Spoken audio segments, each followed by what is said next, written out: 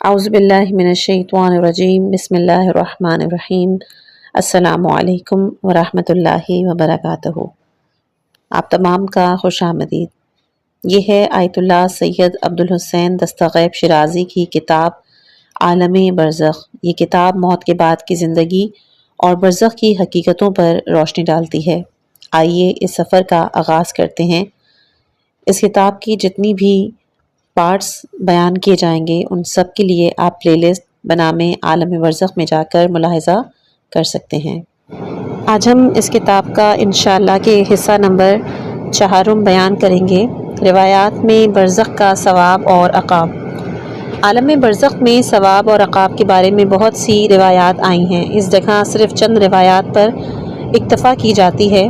بحار الانوار کی 3 جلد میں علی بن ابراہیم قمی سے امیر المومنین حضرت علی علیہ السلام کی روایت ہے کہ آپ نے فرمایا، فرزند آدم جب دنیا کے آخری اور آخرت کے پہلے دن میں داخل ہوتا ہے تو اس کا مال، اولاد اور اس کے اعمال اس کے برابر میں آ کر مجسم ہو جاتے ہیں۔ یہ اپنے چہرے کو ملتا ہے اور کہتا ہے، خدا کی قسم میں تمہاری نسبت حریص اور بخیل تھا، اب تمہارے نزدیک میرا کیا حصہ ہے؟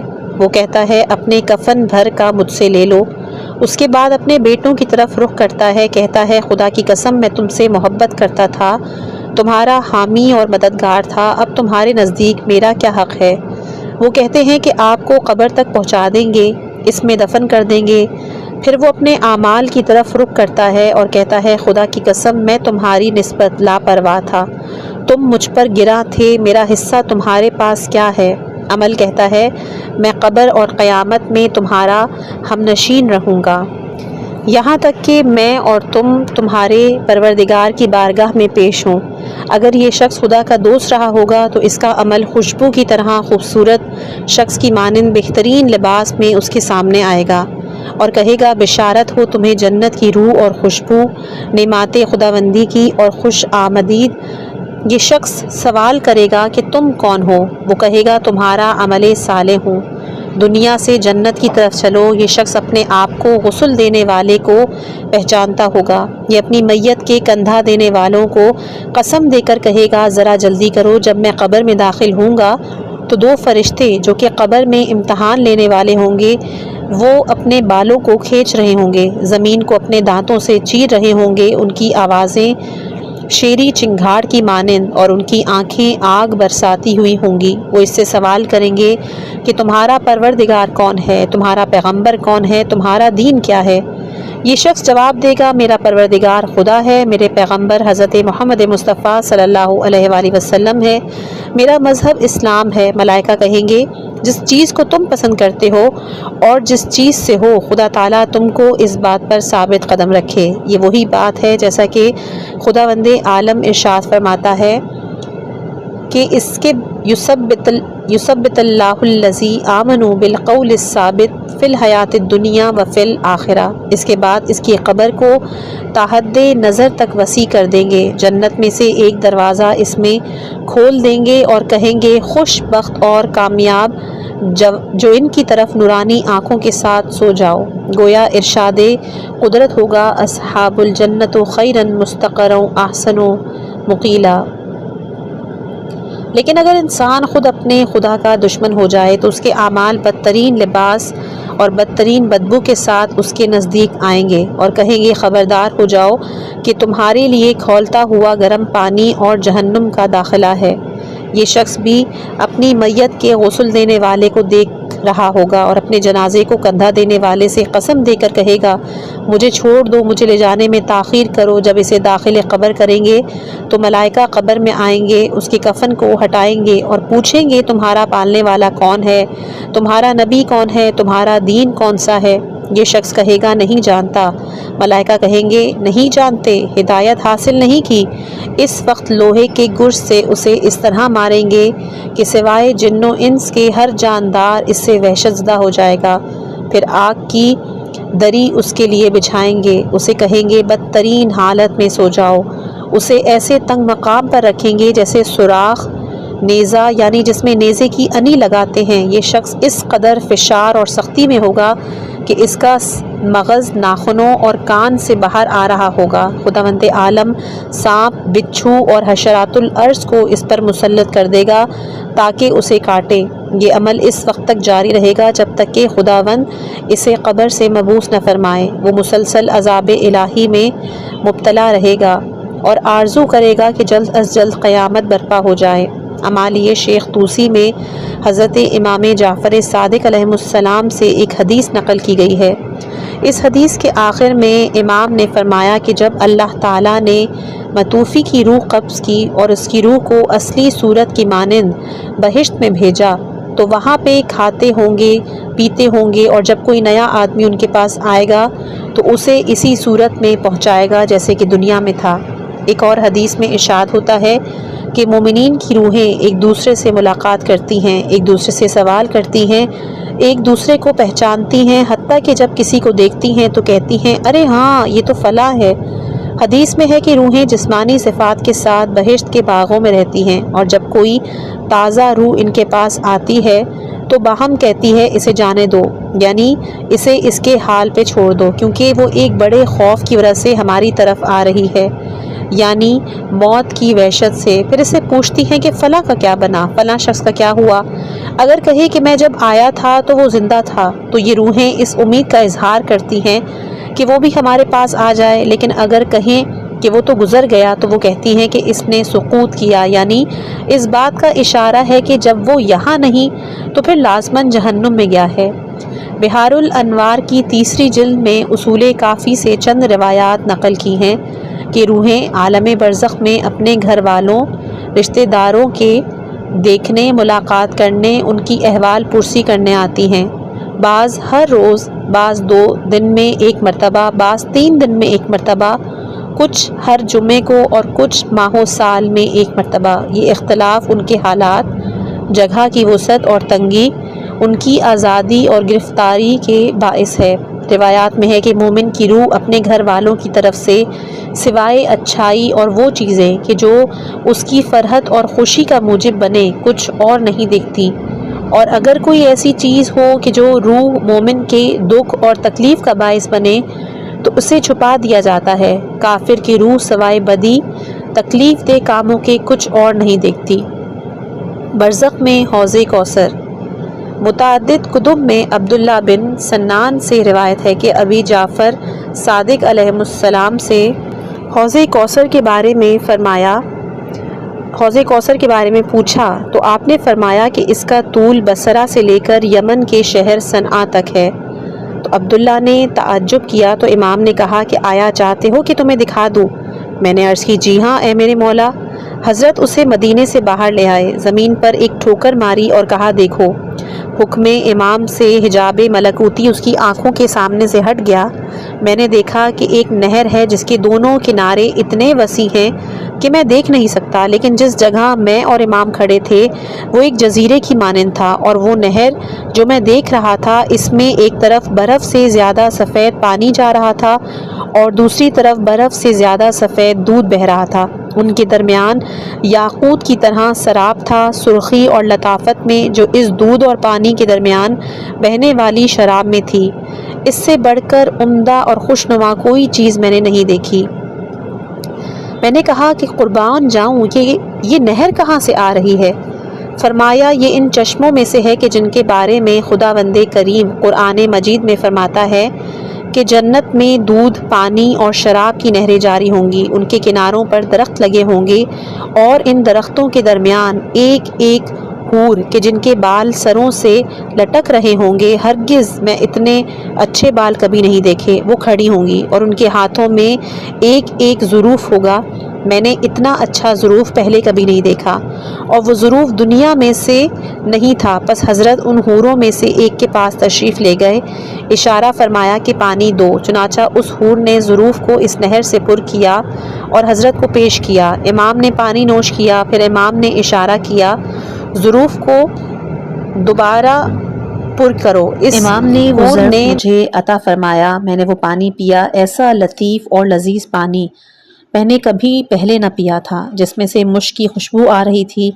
میں نے خدمت امام میں عرض کی قربان جاؤں آپ پر، جو کچھ میں دیکھ رہا ہوں ایسا کبھی نہیں دیکھا، ہرگز گمان بھی نہیں کر سکتا کہ ایسی چیز بھی ہو سکتی ہے۔ امام نے فرمایا یہ تو معمولی چیز ہے، خداوند عالم نے ہمارے شیعوں کے لیے مہیا فرمائی ہے، جب مرنے والا اس دنیا سے جاتا ہے تو اس کی روح کو اس نہر کی طرف بھیجتے ہیں اور وہ اس کے باغوں میں ٹہلتے ہیں، اس کے میوے جات اور غذائیں نوش کرتے ہیں، شربت پیتے ہیں، اور جب ہمارا دشمن مرتا ہے تو اس کی روح کو وادی برہوت میں لے جاتے ہیں، اس کے عذاب میں ہمیشہ رہتا ہے، زقوم اسے کھلاتے ہیں، حمیم اس کے حلق میں اڈیلتے ہیں۔ پس اس وادی سے خدا کی پناہ مانگو۔ اور اس دنیا میں جن لوگوں نے بہشت برزخ کا مشاہدہ کیا ہے، ان میں سے سید الشہداء حضرت امام حسین علیہ السلام کے اصحاب بھی ہیں، جنہیں شب عاشور امام حسین علیہ السلام نے جنت دکھائی تھی۔ بہار الانوار کی تیسری جلد میں امام محمد باقر علیہ السلام سے مروی ہے کہ کوئی مومن اس دنیا سے نہیں جاتا مگر یہ کہ آخری سانس لیتے وقت اسے حوض کوثر سے سیراب کرایا جاتا ہے۔ اس طرح کوئی کافر نہیں مرتا مگر یہ کہ حمیم جہنم اسے نہ پلایا جائے۔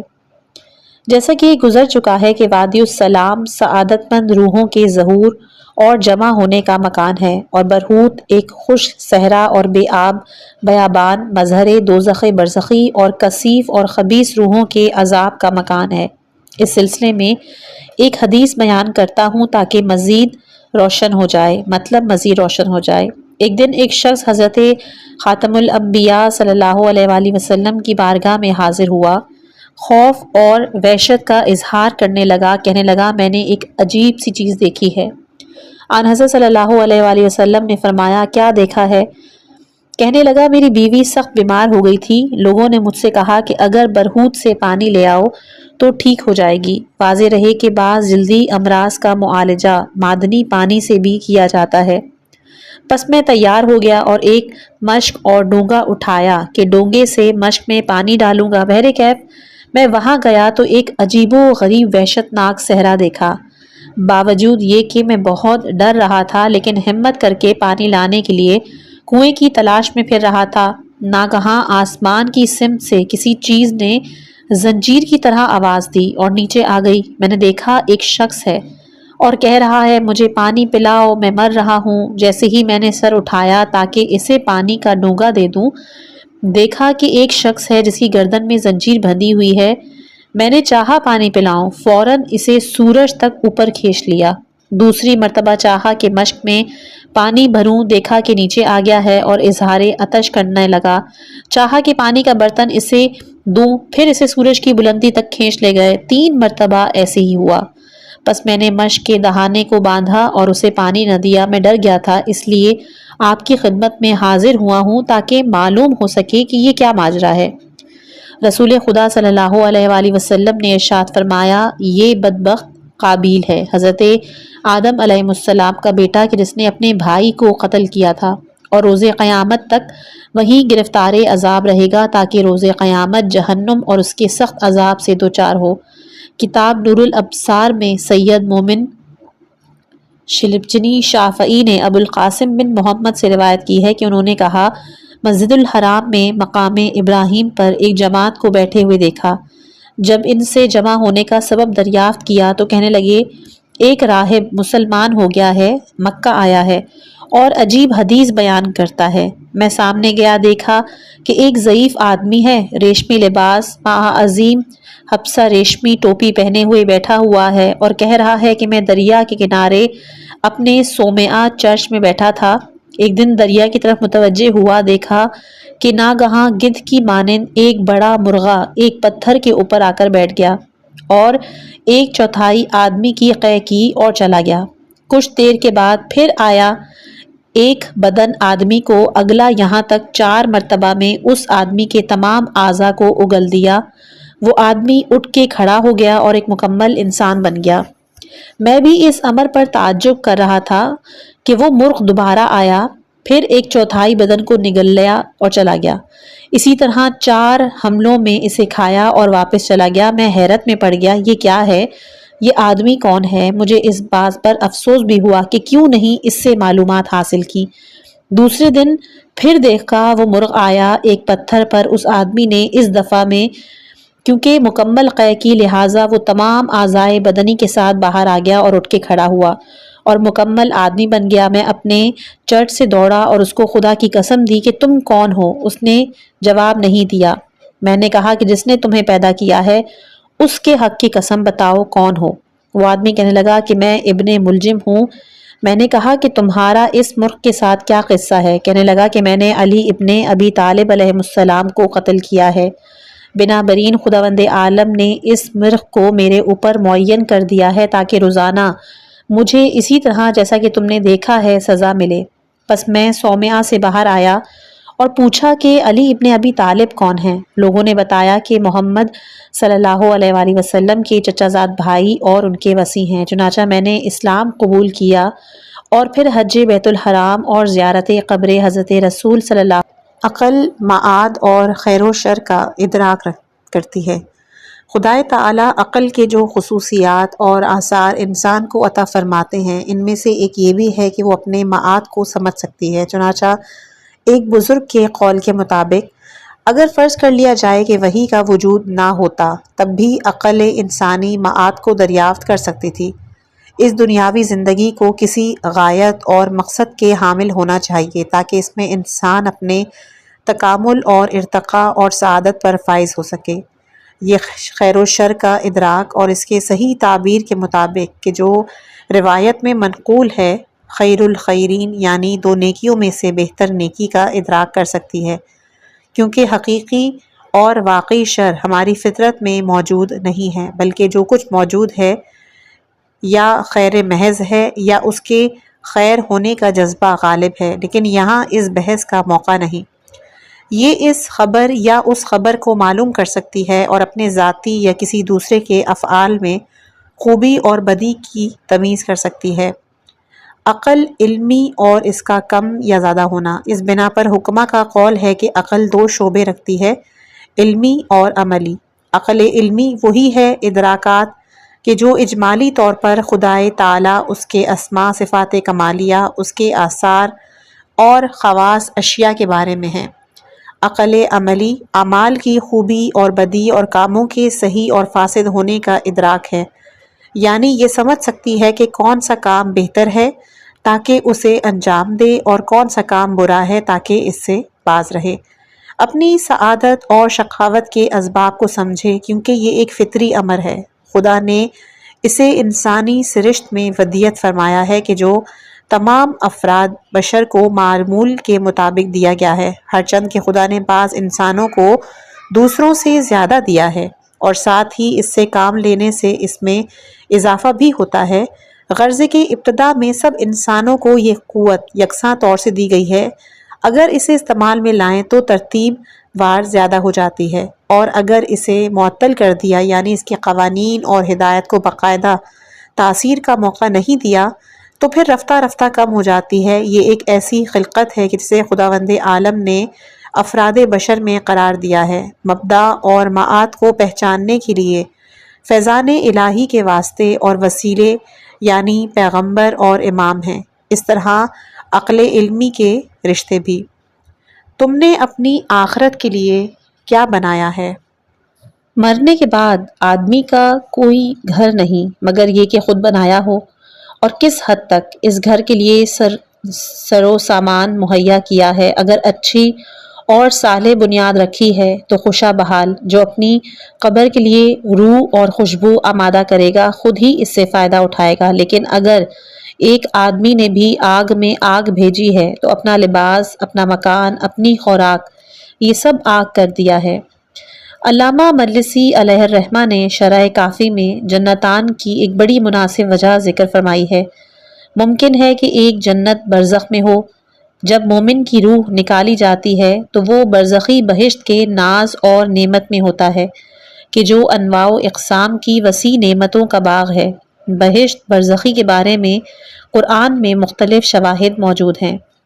عالم برزخ کے سلسلے میں زندیقوں نے ایک شبہ کا اظہار کیا ہے جو آج کل کم سننے میں آتا ہے لیکن اس کی اصل پہلے سے ہے۔ منکر نکیر کے سوالات کے بارے میں کہتے ہیں، ہم کوئی چیز میت کے منہ میں رکھتے ہیں کہ اس کے بعد قبر کو دوبارہ کھول کر دیکھتے ہیں تو وہ چیز میت کے منہ میں رکھی ہوئی ہوتی ہے۔ اگر مردے سے سوال کیے گئے ہوتے تو اس کے منہ کو حرکت ہوتی اور وہ چیز منہ میں نہ رہ پاتی، جبکہ ہم دیکھتے ہیں کہ وہ چیز میت کے منہ میں باقی رہتی ہے۔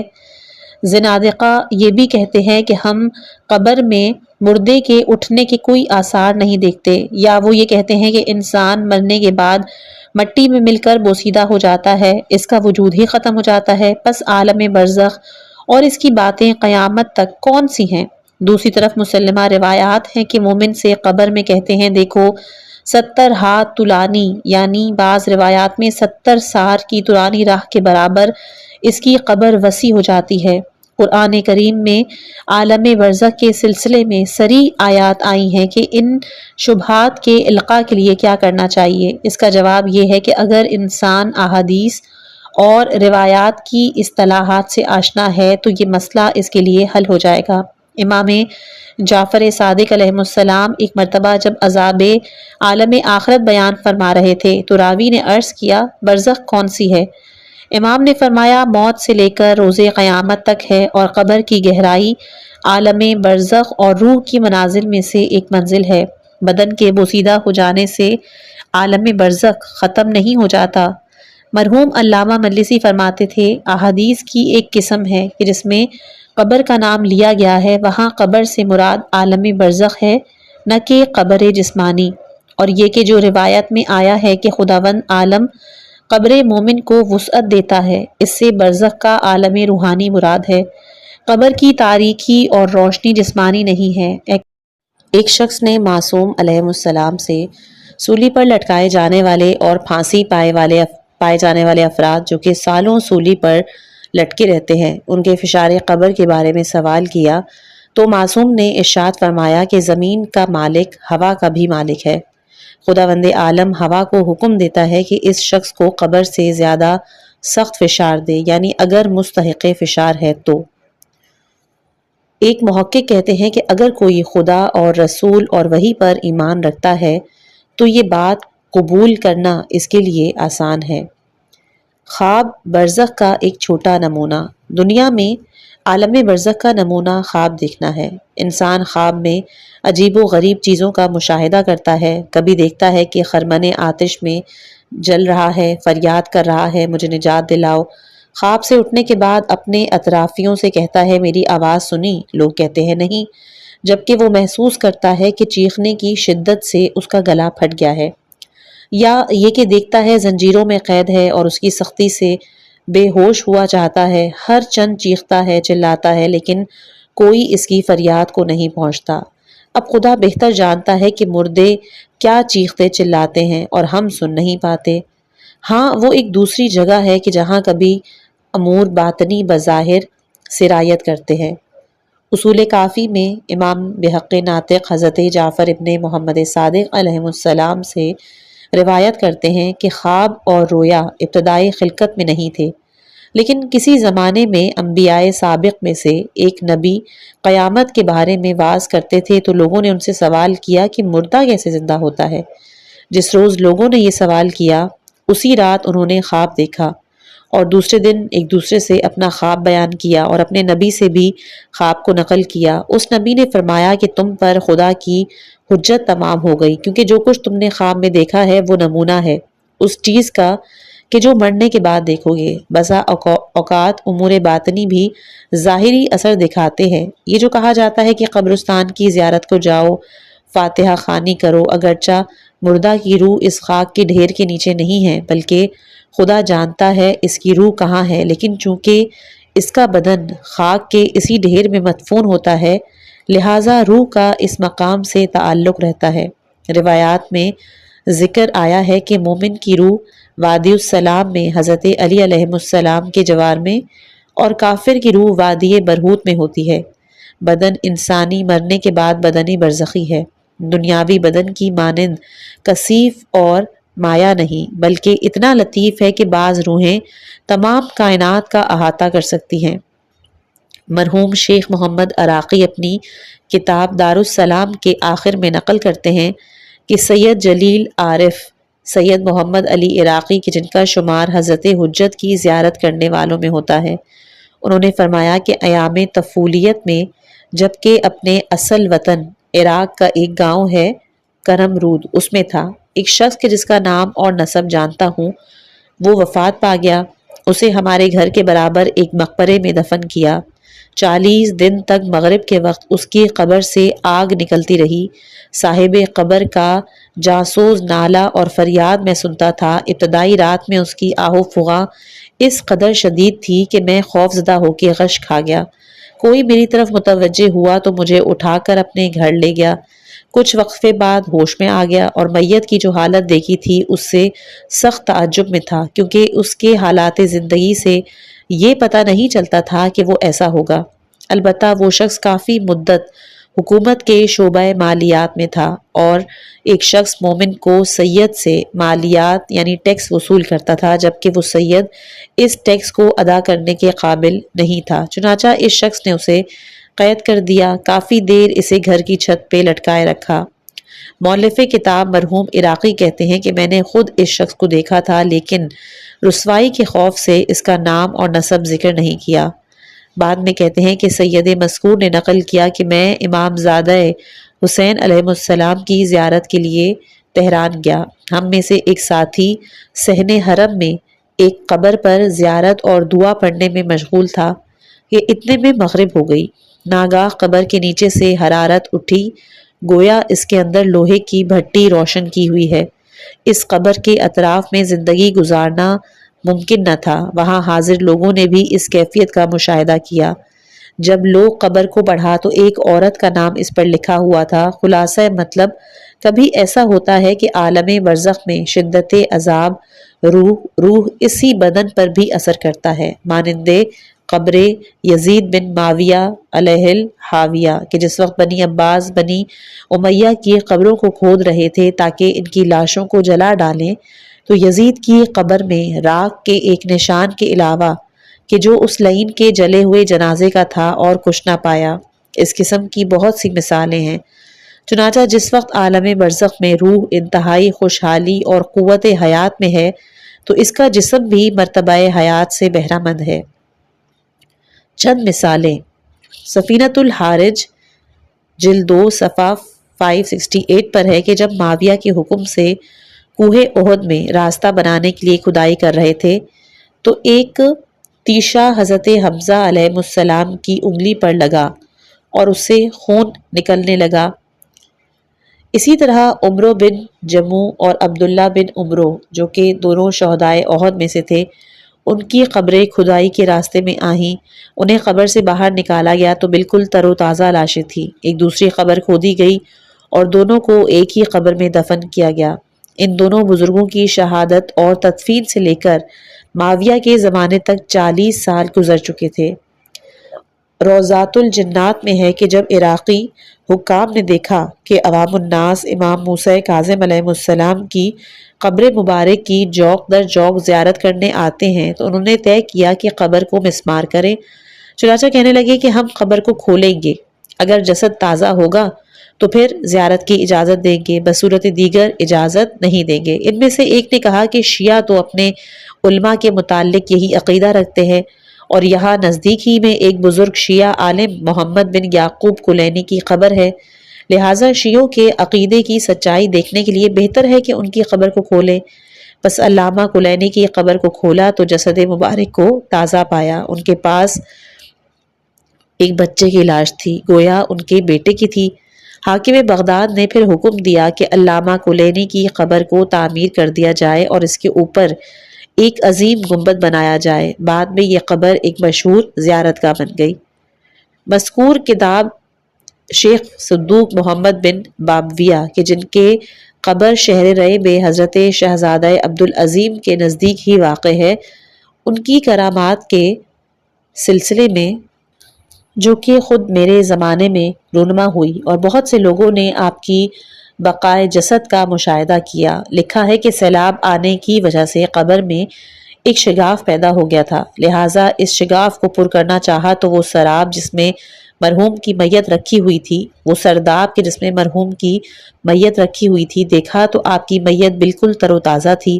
یہ خبر پورے تہران میں گشت کر گئی اور بادشاہ وقت فتح علی شاہ قاجار نے بھی سنا۔ بادشاہ نے کہا کہ میں چاہتا ہوں کہ اس کرامت کو نزدیک سے دیکھوں۔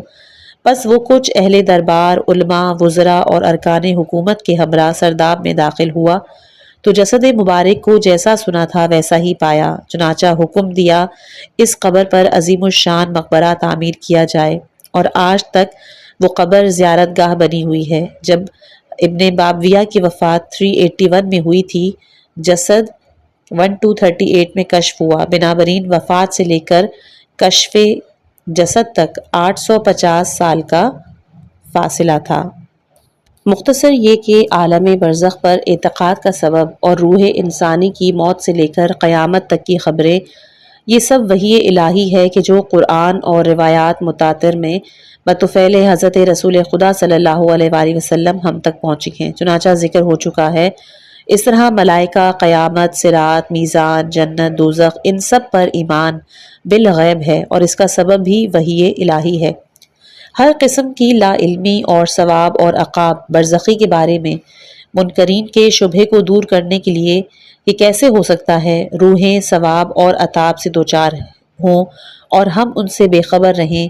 یہی اچھے برے خواب ہیں۔ خواب میں شور و غل، جوش و خروش ہوتا ہے، لیکن خواب دیکھنے والے کے ارد گرد کے افراد اسے نہیں سن پاتے۔ بسا اوقات عالم خواب میں مردے کو دیکھتے ہیں کہ اچھی حالت میں ہے اور خوشحال ہے، کبھی بری حالت میں اور سختی میں دیکھتے ہیں، لیکن اس خواب کو امر واقع قرار نہیں دے سکتے، کیونکہ بہت سے خواب پریشان حالی، وہم و وسواس کی ایجاد ہوتے ہیں، اور بہت سے پیچیدہ اور محتاج تعبیر ہوتے ہیں۔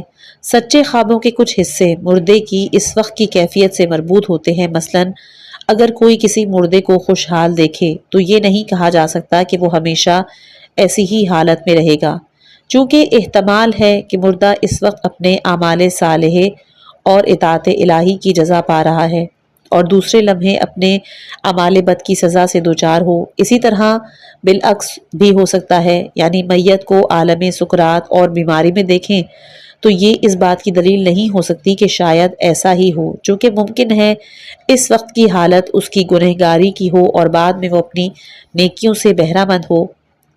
کہنے کا مقصد یہ ہے کہ اگر کسی مردے کو بری حالت میں دیکھے تو مایوس نہ ہو، بلکہ احتمال کریں کہ بعد میں خوشحالی حاصل کرے گا۔ دعا، صدقہ، اعمال صالحہ کے ذریعے سے اس کو نجات دلائیں، اور اگر میت کو خوشی کے عالم میں دیکھیں تو بھی یقین نہ کریں کہ ہمیشہ ایسی ہی رہے گی، اب اسے زندوں کی داد رسی کی ضرورت نہیں ہے۔ طوالت کلام کا دوسرا مقصد یہ ہے کہ ہم جان لیں کہ مرنے کے بعد برزخ میں ہماری کیفیت دوسروں پر کم ظاہر ہوگی۔ یہ معلوم ہونے کی صورت میں کہ کہاں سے ہماری دلجوئی ہوگی، بہتر یہ ہے کہ جب تک زندہ ہیں خود اپنی فکر کریں، یعنی اپنے ماضی کی تحقیق کریں اور جو کچھ ممکن ہو اعمال صالحہ انجام دیں، خصوصیت سے انفاق، ہائے واجبہ اور مستحبہ، اور سفر آخرت کا تدارک کریں۔ موت رشتوں کو ختم کر دیتی ہے۔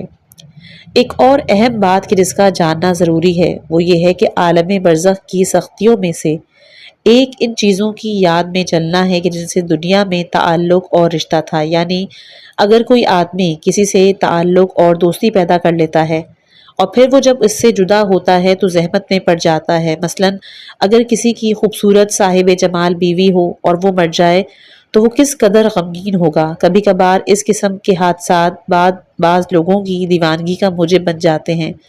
ہمارے ایک عزیز کا 20 سالہ بیٹا چیچک میں مبتلا ہو گیا، قریب المرگ ہو گیا۔ باپ نے بیٹے کی جو حالت دیکھی تو وضو کیا اور با تمام توجہ بارگاہ الہی میں دعا کرنے لگے، خدا اگر تو میرے بیٹے کو اٹھانا چاہتا ہے تو پہلے مجھے اٹھا لے۔ چنانچہ اس کی دعا مستجاب ہوئی، باپ مر گیا اور بیٹا زندہ رہ گیا۔ لیکن موت کے معنی، موت کیا ہے؟ موت یعنی کسی کی جدائی دیکھے، بیوی، اولاد، دولت کی جدائی میں چلتے ہیں۔ یہ خود عذاب برزخ کی قسموں میں سے ہی ایک قسم ہے کہ جس کا نمونہ اس دنیا میں بھی موجود ہے۔ مختصر یہ کہ انسان دنیا میں خود کو افیون، سگریٹ نوشی، اخبار بینی وغیرہ میں مشغول کر لیتا ہے، لیکن برزخ میں اس قسم کی مصروفیات نہیں ہوں گی۔ مطلب یہ کہ انسان موت سے قبل اس قسم کی تمام چیزوں سے اپنے تعلقات کو منقطع کر لے تاکہ برزخ میں ان کی جدائی میں نہ تڑپے۔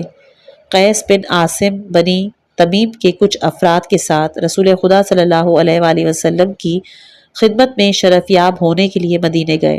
ان کی خدمت میں پہنچے تو آپ سے موعظہ کے کرنے کی خواہش کی۔ ضمناً معلوم ہونا چاہیے کہ قیس بزرگ علماء میں سے تھے اور اسلام لانے سے قبل ان کا شمار حکماؤں میں ہوتا تھا۔ آن حضرت صلی اللہ علیہ وآلہ وسلم نے فرمایا کہ ہر عزت کے لیے ذلت ہے اور زندگی کے بعد موت ہے، ہر کام کا ایک صلہ ہے۔ اس گفتگو کا مقصد یہ ہے کہ یہ خیال نہ کریں کہ جو کام چاہے کر لیں، ہر کام کا حساب ہوگا۔ عالم برزخ میں صرف عمل آپ کے ساتھ ہوگا۔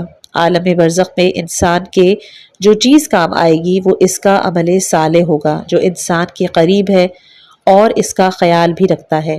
اگر عمل بد ہوگا تو اس کی فریاد رسی نہ ہوگی، اس کی خلاصی بھی نہ ہوگی۔ حضرت امیر المومنین علیہ السلام ارشاد فرماتے ہیں کہ جو کوئی مرنا چاہتا ہے وہ اپنے مال کی طرف نظر کرتا ہے اور کہتا ہے کہ میں نے تجھے جمع کرنے میں بڑی زحمتیں اور رنج اٹھائے۔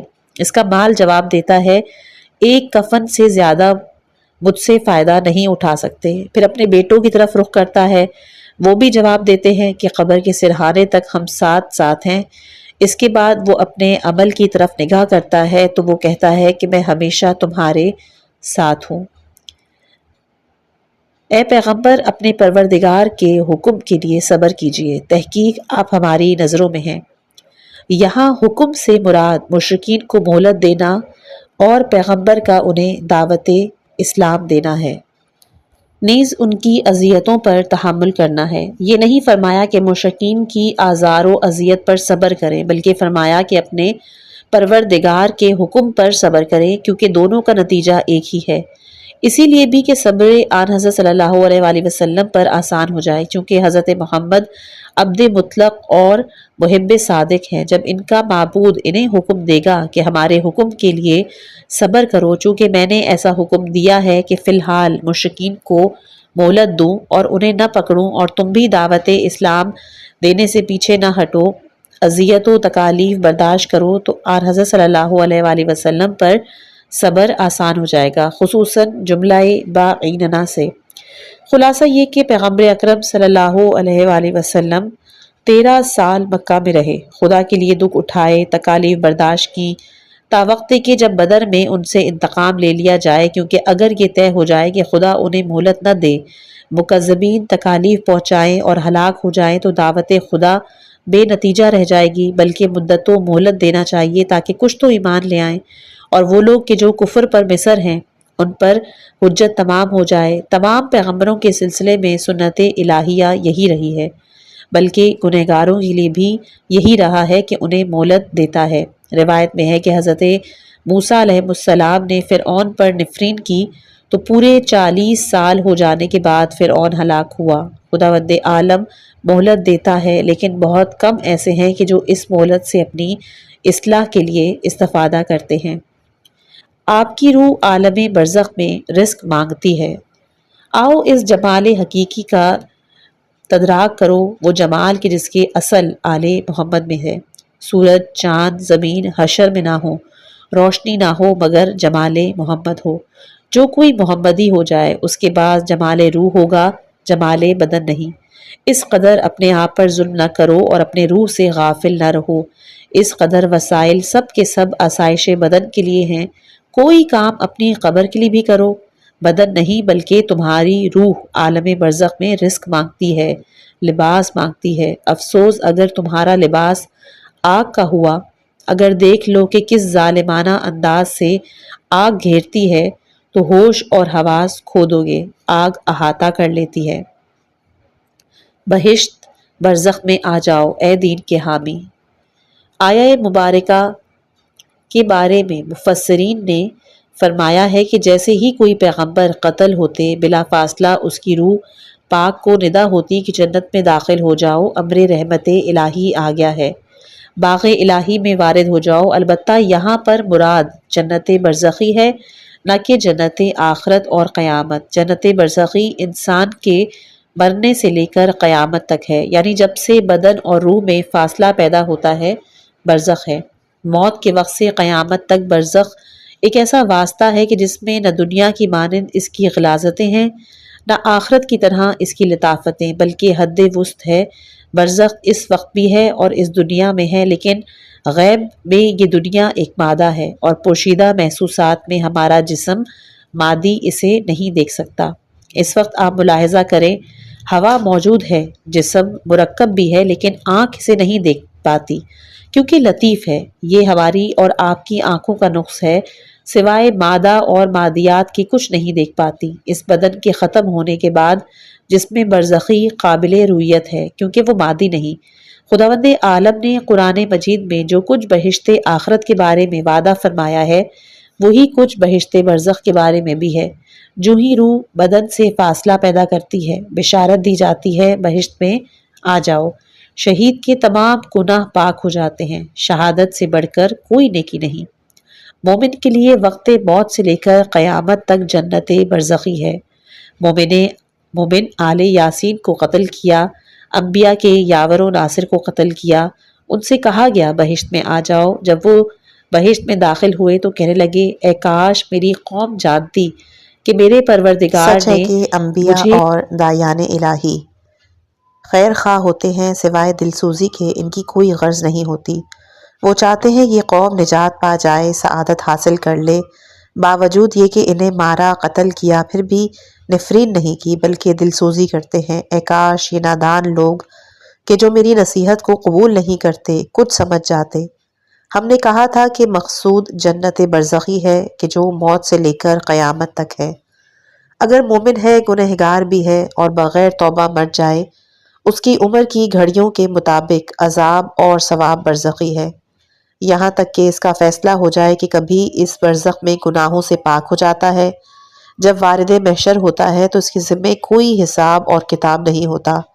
بعض مفسرین نے کہا ہے، آیا اس میں پہلے اس مومن کے قتل کی اطلاع دینی چاہیے اور پھر اس وقت کہتے ہیں کہ ان سے کہا گیا بہشت میں آ جاؤ۔ یہاں قتل کا تذکرہ کیوں نہیں ہوا؟ اس کی وجہ یہ ہے کہ موت کا ذکر پہلے ہو چکا تھا۔ اسی آیت میں کلمہ من بعد سے معلوم ہوتا ہے کہ یہ موت کے بعد تھا اور اب لازمی نہیں کہ کہا جائے کہ قتل ہوئے۔ برزخ میں انسانی کیفیت حقائق کو کشف کرتی ہے کہ جو انشاءاللہ ہم اگلی آنے والی آڈیو میں جس کو پیش کریں گے۔ آپ نے اس کتاب عالم برزخ کو سنا۔ اگر یہ آڈیو بک آپ کو پسند آئی ہو تو چینل کو سبسکرائب کریں اور مزید بابرکت کتب کے لیے ہمارے ساتھ جڑے رہیں۔ اللہ تعالی ہمیں حق کو پہچاننے، اس پر عمل کرنے اور آخرت کی کامیابی نصیب فرمائے۔ آمین یا رب العالمین۔ اپنی خاص دعاؤں میں یاد رکھیے گا۔ والسلام علیکم ورحمۃ اللہ وبرکاتہ۔